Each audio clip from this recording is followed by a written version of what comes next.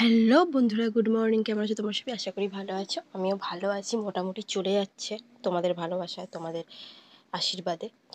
আমার স্টুডেন্ট পড়তে চলে এসছে, তখন আমি ব্রাশ করছি, কারণ বাড়িতে মা নেই, তাই লেট হয়ে গেছে। মা গেছে 2 দিন হলো, আজকে দিদির বাড়ি, আজকে ফিরবে। তাই এতদিন অগোছালো, 2 দিন অগোছালো করে রেখেছিলাম, আজকে সবটা মোটামুটি গুছিয়ে রাখতে হবে, নাহলে মা এসে যদি দেখে যে ঘর এলোমেলো হয়ে আছে না, তাহলে কিন্তু খুব ভীষণ বকবে। তখন ব্রাশ করতে করতে চলে এসেছি পুকুর পাড়ে, যেখানে আমি সবসময় আড্ডা দিই। এই যে মন্দিরটায় বসে সবসময় আড্ডা দিই। ব্রাশ করতে করতে এইদিকে চলে এসেছি তোমাদের সাথে সকালটা শেয়ার করার জন্য। দেখো এই সামনে পুকুর, এই যে মন্দিরটা, এখানে বসে আমরা আড্ডা দিই সকাল বিকাল। সবসময় ব্রাশ করা হয়ে গেছে, বাড়ি চলে এসেছি। সে তো তার মতো করে এসে মোটামুটি বসে গেছে পড়তে। দেখো এখনো পর্যন্ত বাসি বিছানাই গোছানো হয়নি। তো দেখতেই পাচ্ছ আমি কীভাবে শুই। সে যাই হোক,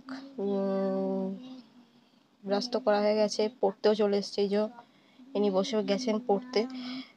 সবাই ভালো থেকো, হ্যাপি থেকো, সুস্থ থেকো, টাটা।